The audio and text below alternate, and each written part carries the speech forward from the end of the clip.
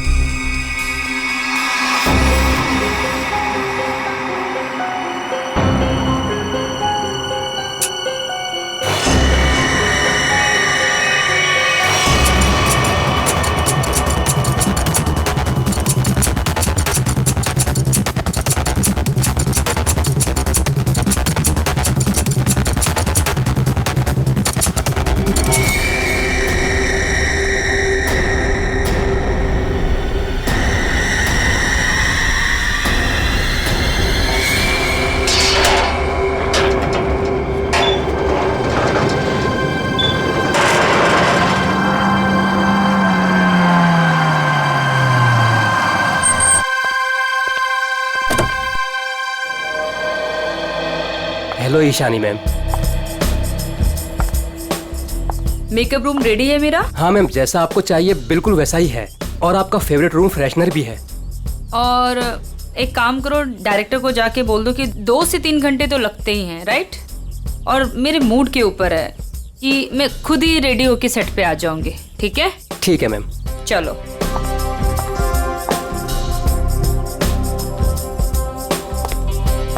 Sir Ishani madam आ गए हैं। आ गई। बीबू जी देख, महारानी के तैयार होते ही आज का पूरा शॉट उसको अच्छे से समझा देना। जी सर। ठीक है, मैं उसके नखरे नहीं झेल सकता। Yes sir. सर अगर उसने मुझे थप्पड़ मार दिया तो खा लेना एक थप्पड़। स्पॉट सुन, ईशानी मैम का जूस और लो कैलोरी दही जल्दी से लाना, नहीं तो वो शूट कैंसिल कर देगी। सुनो, क्या मतलब है ये सब का? तुम लोग इधर उधर भाग रहे हो जैसे कि पता नहीं कोई शेरनी आ गई है। जाओ जल्दी से जाकर ईशानी को रेडी करवाओ।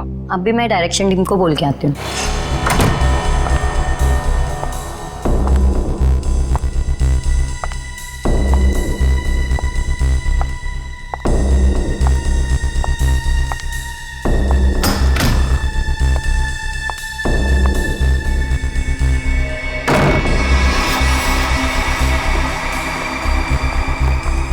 सर, माना कि ईशानी बहुत बड़ी स्टार है, लेकिन हम भी उसके नौकर नहीं है। वही तो, सुबह के 9 बजे से हम रेडी होकर वेट कर रहे हैं और वो अभी तक नहीं आई। इतना वक्त हो गया, 3-4 बार टचअप हो चुका है। तो क्या करूं यार, एक तो विराट सर ने इस नकचड़ी को 1 साल का कॉन्ट्रैक्ट साइन करवा के मेरे सर पे दर्द करके रखा है, और ऊपर से तुम लोग मेरे सर पर चढ़ रहे हो। प्लीज ट्राई टू कोऑपरेट यार। Cooperate my foot. मैं ईशानी के नखरे और बर्दाश्त नहीं कर सकती हूँ। मैं जा रही हूँ यहाँ से। मैं विराट सर के चेक्स वापस कर दूंगी, लेकिन मैं ऐसे काम नहीं कर सकती हूँ। बाय। अरे मैडम रुके। अरे सर आप ही रोके समायरा जी को। अगर आज शूट नहीं हुआ ना तो विराट सर सबकी छुट्टी कर देंगे सर। जाने दे उसको, एक ईशानी 100 सुमेरा के बराबर है।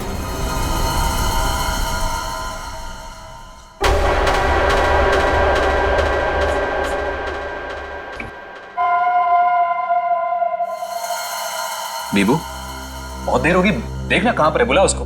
सर वो सैंडल उतार के मारेगी मेरे मुंह पे। लिख के ले लो, वो वापस नहीं आने वाली है। ईशानी के नखरे ही एक दिन उसे ले डूबेंगे। अरे तू जा, उसको बुला के ले। जा जा, अरे जाना। जा रहा हूं सर।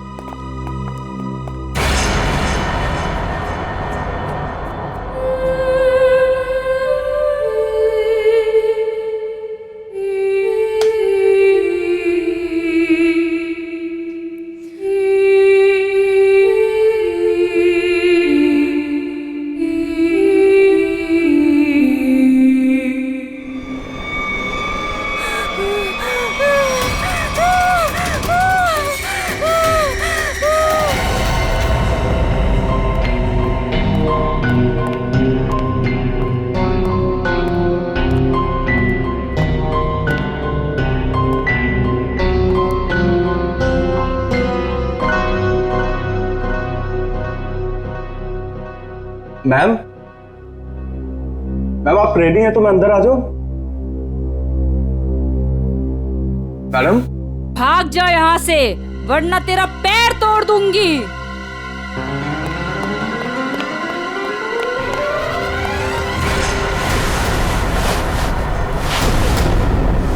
नहीं, उसने कहा भाग जा तो भागकर मेरे पास आ गया, अंदर जाने की हिम्मत नहीं की। उनके बिना बोले मैं अंदर कैसे जाता? आप नहीं जानते सर, गला दबा देती वो मेरा। 3 घंटे से वो तैयार हो रही है, यहाँ शूटिंग का टाइम निकला जा रहा है, तुझे अपने गले की पड़ी है। मैं देखता हूँ, चलकर चलो।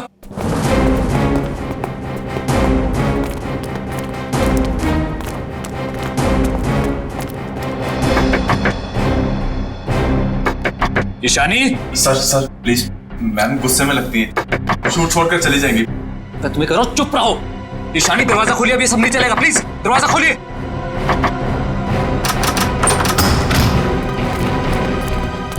अरे मैम, ये हैट क्यों पहनी आपने? ये तो ब्रीफिंग में है ही नहीं। मैम ऐसे बैठे क्यों हैं? क्या अकड़ है इस औरत के अंदर। ईशानी जवाब तो हमारी तरफ देखो। ईशानी, ईशानी।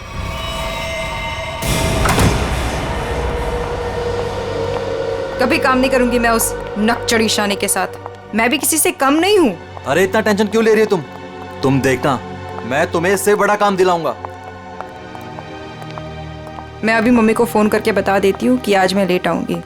ठीक है, तुम मम्मी को फोन कर लो, हम तुम्हारा अंदर इंतजार करते हैं। ठीक है, मैं अभी आती हूँ। ठीक है।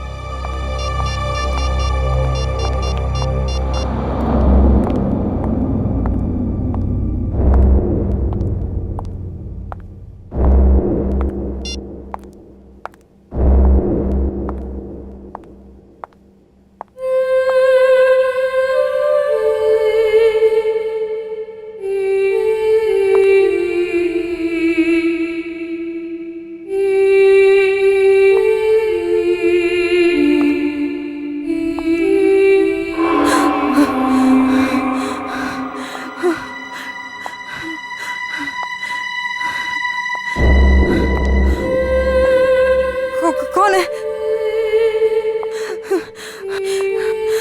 सामने आओ। ये हैट, ये यहाँ कैसे?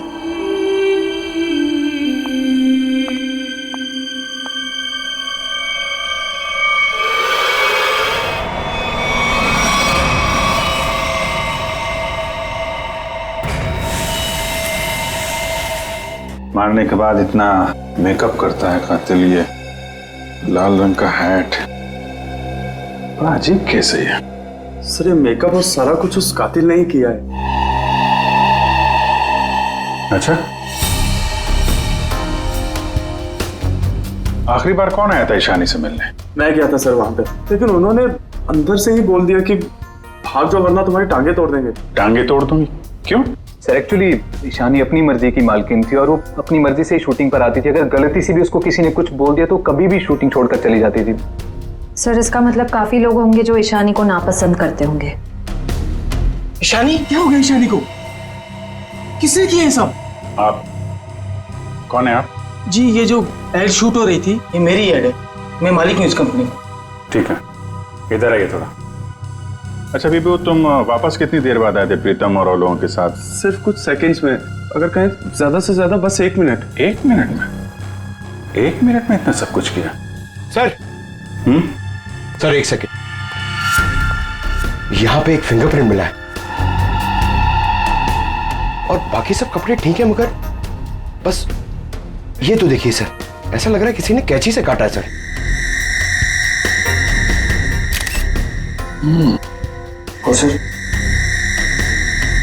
और सर यहाँ पे खून मिला है सर। कातिल पहले से ही कमरे में मौजूद था। सर हो सकता है बिहू ने जो आवाज सुनी वो ईशानी की हो ही ना। हो सकता है। क्या ईशानी से मिलने कोई आया था क्या? नहीं सर, और किसी को आते जाते नहीं देखा। सर कहीं ऐसा तो नहीं कि खूनी ईशानी के कमरे में पहले से ही छुपा हुआ था? एक्चुअली यही हुआ है,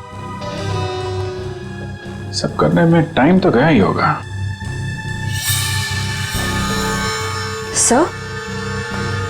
सर ये देखिए, ईशानी का टॉप भी कटा हुआ है।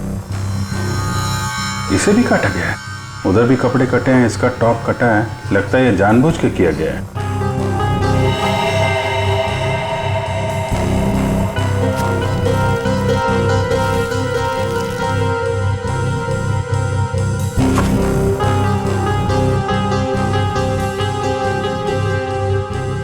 सर, ये कॉटन सॉक्स लगता है मेकअप करने में इस्तेमाल किया गया है। वंश, ये सारी चीजें और बॉडी को फोरेंसिक लैब भेजो। तब तक हम लोग जरा बाहर देखते हैं। सर बहुत ही अजीब बात है, किसी ने भी खूनी को आते जाते देखा ही नहीं। आने जाने की तैयारी पहले से कर रखी थी खूनी ने, ना काम किया और निकल भागा। सर ऐसी कैसी तैयारी की होगी कि यूनिट के किसी भी मेंबर ने उसे नहीं देखा? इतना हंगामा हो गया यहाँ पे और ये बैठा सो रहा है। जी साहब। यहाँ से किसी को आते जाते देखा तुमने? साहब मैं तो अभी 5 मिनट पहले ही आया हूँ। 5 मिनट पहले? ये शूटिंग का टेम्पो है ना? हाँ साहब, ये शूटिंग का ही टेम्पो है। तो ये टेम्पो अभी बाहर कब गया था? साहब यही कोई 1:30-2 बजे के आसपास। 1:30-2 बजे? सर उसी दौरान तो ईशानी का खून हुआ था। जब टेम्पो बाहर गया था तो हमारे साथ कोई और भी था? नहीं अच्छा, पीछे कोई बैठ कर गया था, तुमने किसी को आसपास देखा? मैडम, पीछे तो सामान रहता है, अब पीछे कोई बैठा हो तो मैंने नहीं देखा। इससे अच्छा तरीका और क्या हो सकता है खूनी के यहाँ से निकलने का?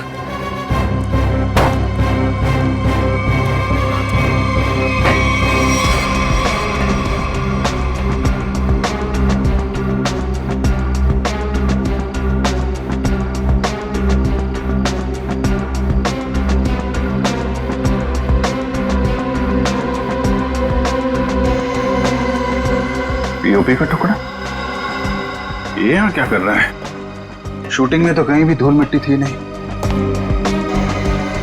ये मिट्टी का टुकड़ा कहाँ से आया? साहब इसमें तो प्रॉपर्टी का सामान रहता है। प्रॉपर्टी के सामान और उसमें पीओपी का टुकड़ा, मतलब कोई और था यहाँ पे।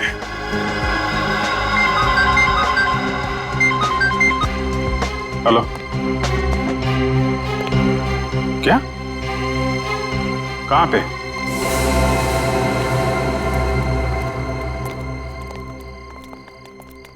आपने फोन किया था? जी सर, मैं मानिक हूँ, इस दुकान का मालिक। ये मेरे वॉचमैन ने फोन किया था आपको। ये देखिए ना सर, यहाँ लाश है। दुकान खोलो सर। जी सर। तुम यहीं रुको। जी साहब।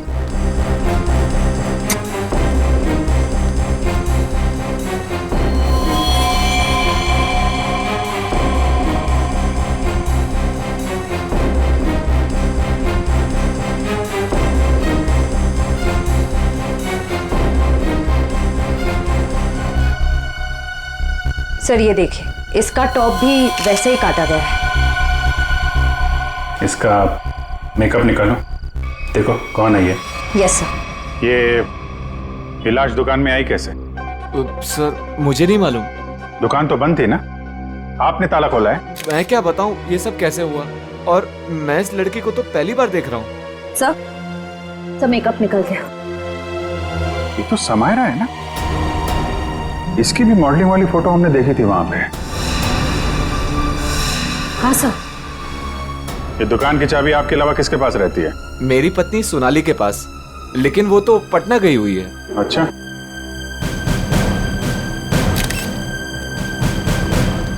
तुम्हारी ड्यूटी में एक आदमी यहाँ पे खून करता है, उसकी लाश को यहाँ दुकान में रख दिया। क्या कर रहे थे तुम? कुछ देखा नहीं तुमने? देखा ना साहब, पर वो खूनी है ये कैसे पता चलता? हा? कैसा था वो? था नहीं साहब, थी। वो एक औरत थी, उसे मैंने जाते हुए पीछे से देखा था। उसने लाल रंग का कोट पहन रखा था, उसके बाल लंबे थे और उसने सर पे एक लाल टोपी पहन रखी थी। और हाँ साहब, उसने डस्टबिन में कुछ डाला था। मतलब सर, खूनी एक औरत है? कहाँ है वो डस्टबिन जिसमें उसने कुछ डाला था? वो वहां।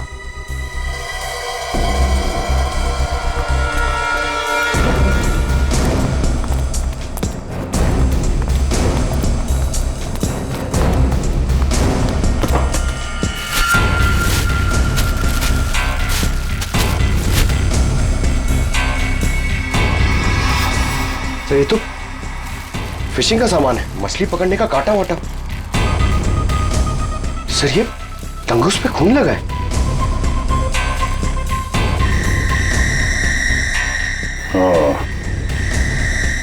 लगता है इसी का इस्तेमाल किया गया है खून करने में।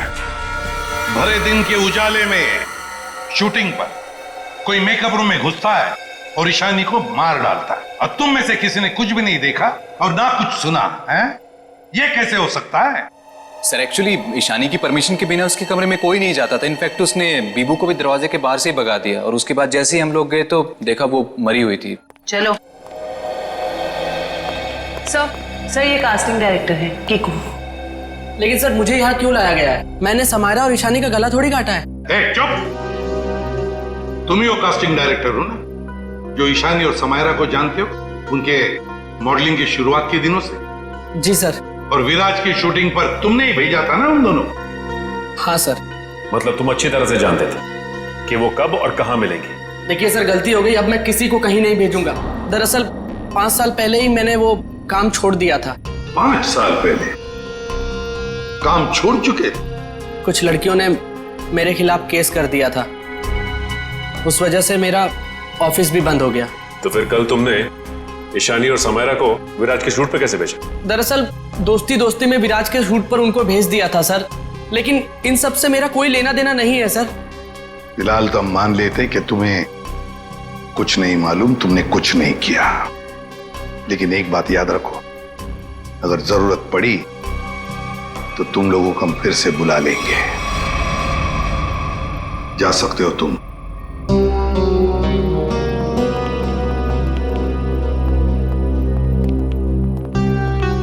इन तीनों पे कड़ी नजर रखनी पड़ेगी। देखो वो कहां जाते हैं, किस किस से मिलते हैं, क्या क्या करते हैं। सर लेकिन खूनी तो एक लड़की है ना? हाँ खूनी तो लड़की है, लेकिन खून करने में किसी लड़के का भी तो इस्तेमाल हो सकता है। समायरा और ईशानी दोनों मॉडल्स थी, मॉडल। लाल टोपी, मारने के बाद सफेद रंग का अजीब मेकअप, मारने के लिए फिशिंग का सामान, और फिर उन दोनों खून में सब कुछ बिल्कुल एक जैसा। तो एक बात समझ में नहीं आई कि खूनी ने ये मछली पकड़ने का सामान क्यों इस्तेमाल किया खून करने के लिए? सर बहुत ही अजीब है ये खूनी, और एक ही दिन में 2 मॉडल्स को मार डाला इसने। पता लगाना पड़ेगा कि समायरा और ईशानी दोनों मॉडलिंग के अलावा और कुछ करते थे या मॉडलिंग करने से पहले क्या करती थी। कहीं दोनों के बीच में कोई संबंध तो नहीं था, पता लगाना पड़ेगा।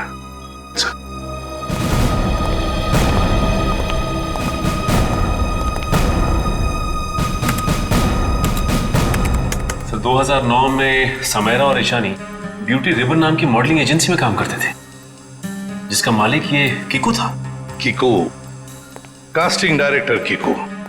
इस कीकू के बंद पड़े ऑफिस में जाना पड़ेगा, देखना होगा शायद इसके बाकी मॉडल्स की भी जान को खतरा हो, और ये भी हो सकता है कि हमें उस औरत के बारे में कोई सुराग मिल जाए।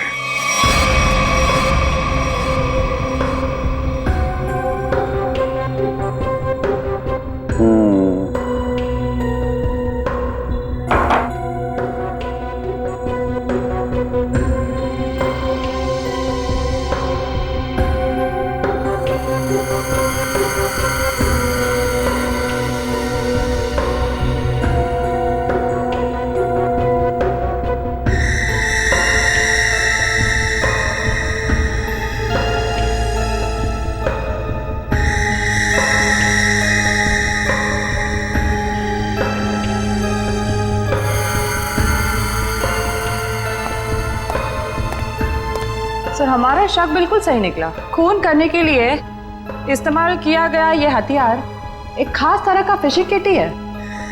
सर आप सुन रहे हैं मैं क्या कह रही हूँ? हाँ सुना तारिका, लेकिन मैं फिलहाल किसी और काम में हूँ। क्या? खूनी का कद नापने में। अरे वाह सालुंखे, खूनी के कद का पता लगा लिया तूने? हाँ बस 1 मिनट से नहीं, ये दोनों के गर्दन का ये घाव देखो बस। ये घाव का निशान ऊपर की तरफ बना हुआ है, ना तो सीधा है ना नीचे की तरफ। मतलब खूनी ने तार से इन्हें ऊपर की तरफ खींचा। इसका मतलब साफ है, खूनी की ऊंचाई इन दोनों से ज्यादा थी। मतलब सर वो खूनी औरत इन दोनों से लंबी है? बिल्कुल पंकज, और लगभग 5 फीट 7 इंच थी, ये मेरी ट्रिग्नोमेट्रिक कैलकुलेशन मुझे बताती है, इंक्लूडिंग वो जो सैंडल उसने पहने हुए थे उनके। एक बार हाथ में आ जाए ना तो ऊंचाई भी नाप लेंगे। 5 फुट 7 इंच की लड़की जिसके लंबे और सीधे बाल हैं। और सर या तो उसे फिशिंग करने का, मछली पकड़ने का शौक था, या तो फिर किसी खास मकसद से उसने ये सामान, ये फिशिंग किट का इस्तेमाल किया होगा। सोलंकी, लगता है इस मछली पकड़ने के तंगूस से, इस तार से इन दोनों के गले को काटा है। बिल्कुल बॉस। डॉक्टर साहब, जो प्लास्टर ऑफ पेरिस जैसी मिट्टी मिली थी हमें, उससे कुछ पता चला क्या? हाँ पता चला सचिन। बॉस, वो सामान मूर्ति बनाने के काम में आता है। मूर्ति बनाने का? बॉस, टेस्ट चल रहे हैं, बाकी का भी पता चल जाएगा। तो कब बताएगा सोलंकी? बताऊंगा थोड़ी देर में, लेकिन एक खास बात और बताना चाहता हूँ। वो क्या है? बॉस, ये देखो, ये है वो तार जिससे खूनी ने इनका गला काटा। खूनी जब इनका गला काटने की कोशिश कर रहा था, इन लोगों ने अपने बचाव में हाथापाई की होगी। उसी झड़प के दौरान खूनी का पलक का एक बाल मुझे इस तार पर से मिला है। तो मतलब तू अब इस बाल का डीएनए टेस्ट करेगा, है ना? करना ही पड़ेगा। एक खूनी लड़की जिसका कद 5 फुट 7 इंच है, जिसके सीधे और लंबे बाल है, जिसे मछली पकड़ने का शौक है और शायद मूर्तियां बनाने का भी। बस इतना भी काफी है हमारे लिए, इस लड़की को ढूंढने के लिए। मछली पकड़ने का खास सामान लेके चलती है तो समंदर के किसी किनारे में कुछ तो पता चलेगा ही उसके बारे में। पर सर, हमें सिर्फ उसकी ऊंचाई, उसके काले सीधे बाल और उस टोपी के बारे में पता है। सिर्फ इतनी इंफॉर्मेशन के बलबूते पर उस तक पहुंचना थोड़ा मुश्किल लगता है सर। कोशिश तो करनी पड़ेगी श्रेया, अपने आप तो चल के आएगी नहीं हमारे पास, है? हाँ वंश, इन्हें बता दिया ना हमें किस लड़की की तलाश है? जी सर। हाँ, तो क्या जानते हैं उस लड़की के बारे में आप? साहब, आप लोग ऐसी औरत के बारे में जानना चाहते हैं ना जो मछली पकड़ने के लिए बोट का इस्तेमाल करती है? बिल्कुल। ऐसी तो बहुत औरतें आती है हमारे यहाँ पर। देखिए, जिस लड़की की हमें तलाश है वो लंबी लड़की है, 5 फुट 7 इंच की होगी, लंबे बाल हैं, सीधे बाल हैं। और उसकी उम्र तकरीबन 25 से 30 साल के बीच में। लंबे बाल, 25 से 30 साल की उम्र, ऐसी 2-3 लड़की आती है हमारे यहाँ पर। हमें उनके नाम और पते चाहिए। आप जब बोर्ड देते हैं तो नाम पते तो लिखते होंगे ना? जी साहब।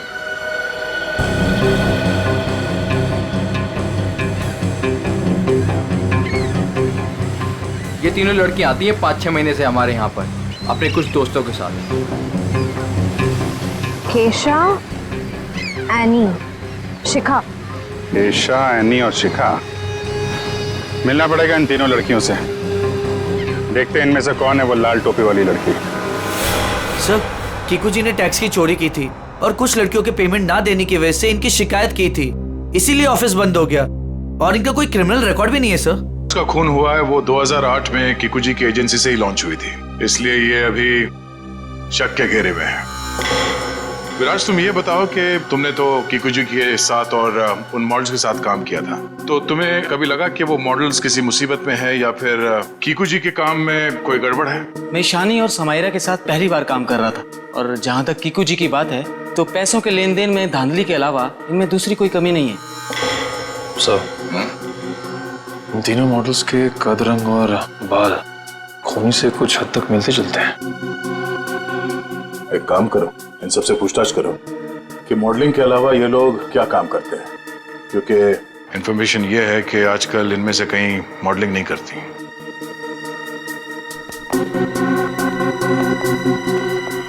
एनी, 2012 में आप मॉडलिंग छूट चुकी थी। हाँ। अब आप क्या करती हैं? अभी मैं एक फिशरी स्टोर चलाती हूँ। शिखा, राइट? जी। आप एक प्रिंट मॉडल है, ये तो हम जानते हैं। इसके अलावा क्या करती हैं? मैं कुछ भी नहीं करती। और आप क्या करती हैं केशा जी? मैं मूर्तियाँ बनाती हूँ। मूर्तिकार। ठीक है, थैंक यू।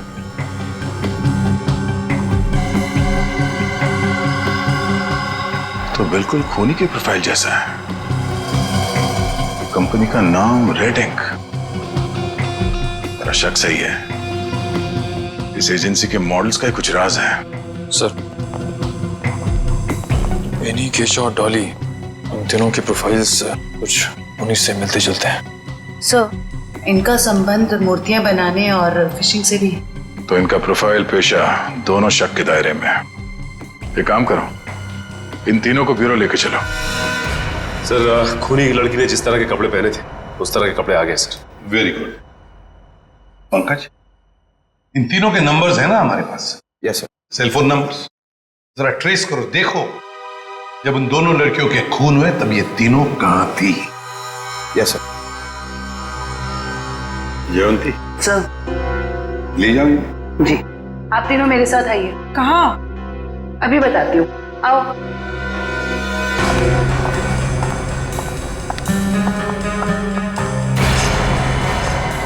अरे साहब, ये तो वही कपड़े और टोपी है जो मैंने उस रात उस औरत को पहने हुए देखा था।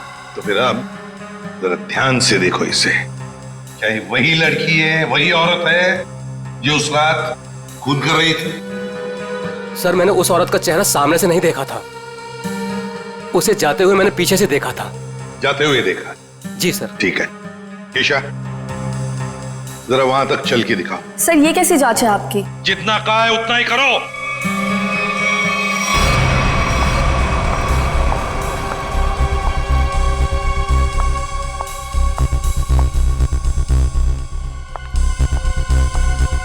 नहीं साहब।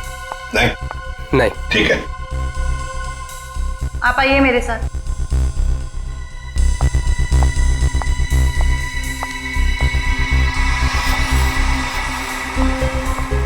रुको, वहां तक वॉक करके आओ।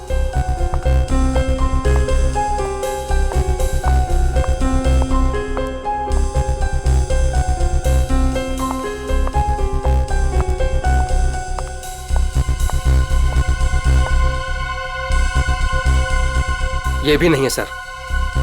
आइए।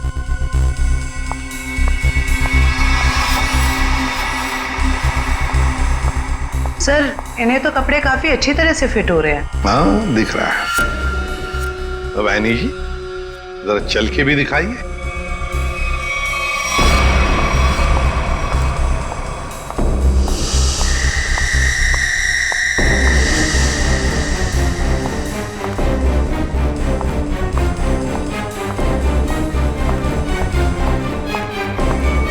यही है सर, बिल्कुल यही है सर।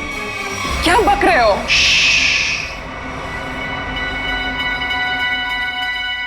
सर, जिस वक्त समायरा का खून हुआ था, आनी का फोन उसी एरिया में था। सुना है नहीं? उसी इलाके में था तुम्हारा फोन जिस वक्त ईशानी और समायरा का खून हुआ था। तुम जा सकते हो। और मैं? आपको तो रुकना ही पड़ेगा। सर, मैं क्यों नहीं जा सकती? वो इसलिए कि खूनी की चाल और तुम्हारी चाल बिल्कुल वही है। और तो और सबसे बड़ी बात कि तुम्हारा फोन उसी इलाके में मिला जहां पर इन दोनों लड़कियों का खून हुआ। सर, इन सब का क्या मतलब है? I mean, दो लोग एक जैसे दिख सकते हैं ना? और फिर वॉचमैन ने ऐसा तो नहीं कहा कि मेरा चेहरा खूनी के चेहरे से मिलता है। लेकिन जिस वक्त खून हुआ उस वक्त तुम्हारे मोबाइल की लोकेशन भी वही की बता रही है, और ये सब कुछ इत्तेफाक तो नहीं हो सकता। सर, उस वक्त सैकड़ों लोग उस एरिया में थे, तो क्या सब खूनी है? बस बस, बहुत बोल दिया। बताओ क्यों किया खून ईशानी और समायरा का? सर, आप मुझ पे दो दो खून का आरोप लगा रहे हो। मैंने कुछ नहीं किया ऐसा। अभी तो सिर्फ आरोप लगाया है, सजा मिलनी तो अभी बाकी है। सजा? जी, सजा। खून की सजा फांसी। सर, मैंने कुछ नहीं किया ऐसा। मैं बताती हूँ सर। बताओ। पर मेरी एक शर्त है। ये लो, इनकी एक शर्त भी है। चलो बताओ, क्या शर्त है? सर, मुझे 50 लाख रुपए चाहिए। 50 लाख रुपये? हाँ। चलो, दे दिए। अरे लेकिन तुम पैसों का क्या करोगी? तुम्हें तो सजा होने वाली है। आप वो सब छोड़िए, मैं आपको बता रही हूँ ना, मैंने कुछ नहीं किया। सर, मैं तो सिर्फ उसे जानती हूँ जो खूनी को जानता है। और वो है शिखा। शिखा? तुम इतने यकीन के साथ कैसे कह सकती हो आप लोग पता कर सकते हैं ना? हाँ वो तो हम पता करेंगे। सर मेरे पैसे? पैसे? कौन से पैसे? सर अभी आपने बताया आप देंगे। कब? नहीं सर, मैंने तो कुछ नहीं सुना। कब कहा? सर ये सरासर धोखा है। नहीं नहीं नहीं नहीं यानी जी हम कभी धोखा नहीं करते। हाँ धोखा जरूर करते हैं जब कोई कानून के साथ खिलवाड़ करता है, तब कभी कभी सीआईडी वाले धोखा देते हैं। ले जाओ इसे। सीआईडी फिर से? अब क्या कर दिया मैंने? आपने क्या किया है क्या नहीं ये तो हम पता लगा लेंगे, लेकिन आप एक नंबर के झूठे हैं ये पता चल चुका है। क्या मतलब है आपका? आपने कहा आप समायरा को नहीं जानते। 2009 में समायरा ने आपकी कंपनी रेडिंग के लिए मॉडलिंग की थी, सच है? रेडिंग? इसे कैसे ढूंढ लिया आपने? हमें पता चल चुका है 2009 के रेडिंग के फोटोशूट कैंपेन में ईशानी और समायरा दोनों ने मॉडलिंग की थी, है ना? मैम ये कंपनी मेरे नाम पे तो थी, लेकिन मैं इस कंपनी का मामूली सा छोटा सा पार्टनर था। आप इस कंपनी के असली मालिक से क्यों नहीं पूछते? असली मालिक कौन है? चैताली। आप उससे क्यों नहीं पूछते? चैताली? इस केस में पहली बार ये नाम आया। कहाँ रहती है वो? ये नहीं हो सकता, ये नहीं हो सकता। अगर सीआईडी को सच का पता चल गया तो बहुत बुरा हाल होगा मेरा।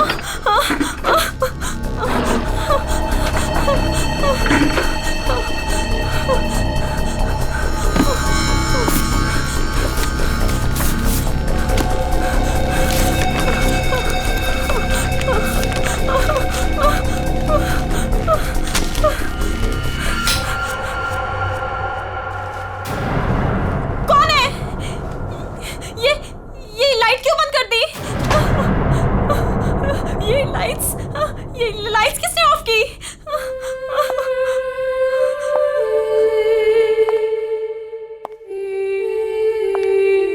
कौन है वहां?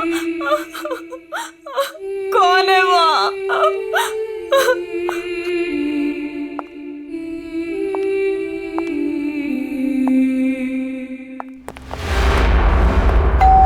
ये शिका सच्चाई बता क्यों नहीं देती? सर पहले कुछ सच बता देती तो किसी की जान ही बच सकती थी।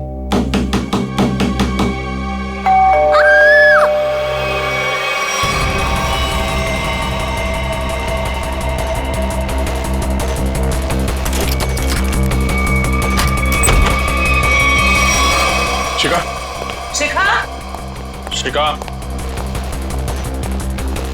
बचाओ!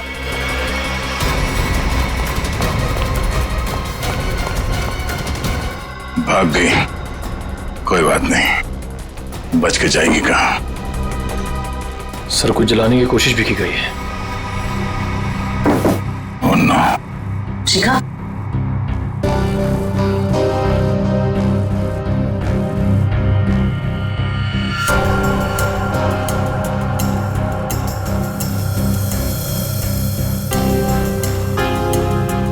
इतना लंबा बाल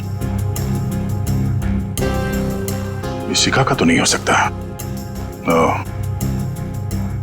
तो भागते भागते बाल छोड़ गई। देखते हैं कहां तक भागती है ये। आइए सर।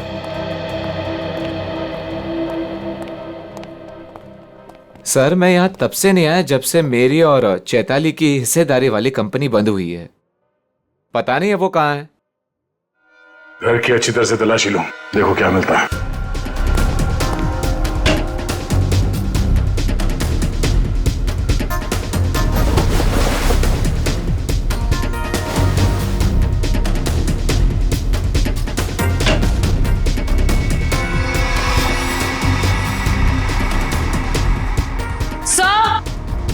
आ जाओ दी।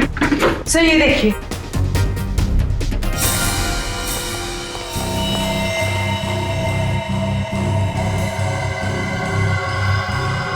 ये तो उस खूनी का पहना हुआ है। सर इस बंद पड़े घर में ये यहाँ कैसे आ गया?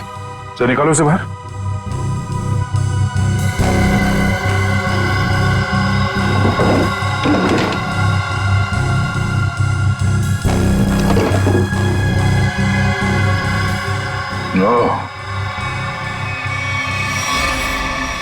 ये चक्कर है।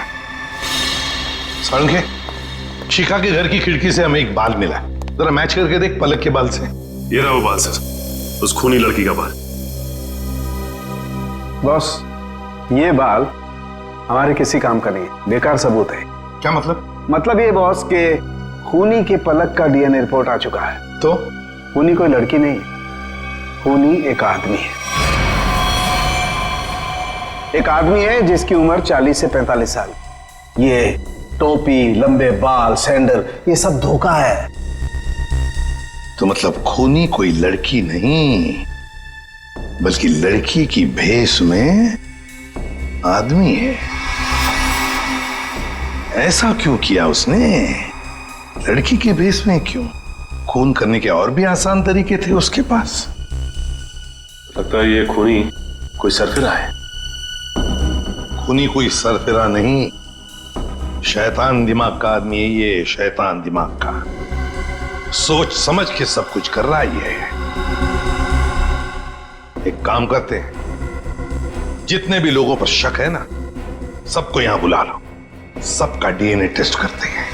आप बताते क्यों नहीं कि हम सब लोगों को यहाँ पर क्यों लेकर आए हैं? ऐसी जगह लाए हैं कि हमारा कोई टेस्ट होने वाला है। और आप लोगों को हम सब पे शक है कि हमने खून किया है। लगता है हम सब बिना जुर्म के सजा भुगतने वाले हैं। बस बहुत हो गया। खूनी को ढूंढने का हमारे पास यही एक रास्ता है। और वैसे खूनी का बहुत ही खास सुराग मिला है हमें। डॉक्टर साहब बिल्कुल ठीक है। दरअसल क्या है, खूनी चाहे कितना भी होशियार हो, कितना भी चालबाज हो, कोई ना कोई क्लू हम लोगों के लिए छोड़ जाता है। और इस बार भी खूनी एक क्लू छोड़ गया है, और वो क्लू है पलक का एक बाल। देखिए, मैं ऑडिशंस लेता हूँ, लड़कियां सजती हैं, संवरती हैं, अपनी पलकों को भी सजाती हैं, तो इन सब से हमारा क्या लेना देना? तुम्हें बड़ा यकीन है कि खूनी एक लड़की ही है? सबको मालूम है कि लंबे बालों वाली लड़की सबको मारती फिर रही है। और आप? लेकिन हमें जांच तो पूरी करनी पड़ेगी ना। सर हमें करना क्या पड़ेगा सर? ज्यादा कुछ नहीं, आप में से हर किसी को अपने पलक का एक बाल देना होगा, और जिसका डीएनए हम उस खूनी के डीएनए से मैच करके देखेंगे। और वैसे भी जब आप लोगों ने कुछ किया ही नहीं है तो डरने की तो कोई बात ही नहीं है। जयवंती, देखिए आ जाओ। चलो जाओ।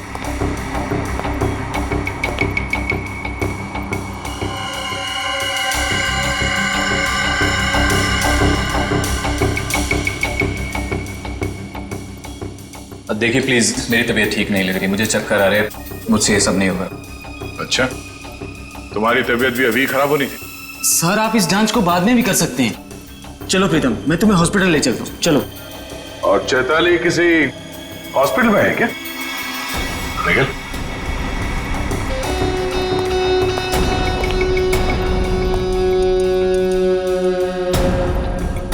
सही कह रहा हूं ना मैं? मिस्टर विराज या फिर चैताली का पति कहना बेहतर होगा।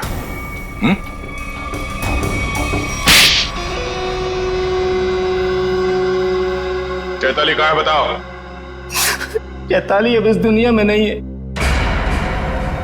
और जिनकी वजह से वो इस दुनिया में नहीं है, मैंने उन सबको, समायरा और ईशानी, उन दोनों को भी चैताली के पास पहुंचा दिया। और जिस लड़की शिखा को आपने बचाया है, मैं उसे भी नहीं छोड़ूंगा। तुम सीआईडी के सामने किसी को जान से मारने की धमकी दे रहे हो मिस्टर विराज, बड़ी हिम्मत है तुम्हारे। घर में हमें पता चल गया था कि सारे खून के पीछे तुम्हारा ही हाथ है, और अब डीएनए टेस्ट से प्रूव भी हो जाएगा, लेकिन हम तुम्हारे मुंह से सुनना चाहते हैं। मैं तो अपनी बीवी को इंसाफ दिलाना चाहता था, बस शिखा, समायरा और ईशानी, ये तीनों मेरी बीवी की खुदकुशी की जिम्मेदार थी। पर ये बात मुझे 5 साल बाद पता चली। इतने सालों बाद तुम्हें कैसे पता चला कि ये तीनों तुम्हारी बीवी के मौत के जिम्मेदार है? ये 2009 की बात है। चैताली ने द रेड इंक कंपनी में पैसा लगाया था, और ये तीनों लड़कियां उसके बराबर की पार्टनर थी। माणिक तो बस नाम का पार्टनर था इनके बीच। मैं उस वक्त यूके में था, और इन तीनों लड़कियों को जानता भी नहीं था। लेकिन जब इनकी कंपनी नुकसान में चली गई, तो इन तीनों ने मेरी बीवी को कर्जे और बकायेदारों से लड़ने के लिए अकेला छोड़ दिया, और उसे मरने पर मजबूर किया। मैंने एक औरत का वेश बनाया और अपना बदला लेना शुरू किया, ताकि आप लोग ये सोचते रह जाएं कि खूनी एक औरत थी। शिखा के घर जो जलाया था वो एक सबूत था, उसको मुझ पे शक हो गया था। माना कि उन तीनों की वजह से तुम्हारी बीवी अब इस दुनिया में नहीं रही। तुम कानून की मदद ले सकते थे, लेकिन तुमने ऐसा नहीं किया। अपनी बीवी की मौत का बदला लेने के लिए तुम खून करने लगे। अब तुम्हें फांसी से कोई नहीं बचा सकता।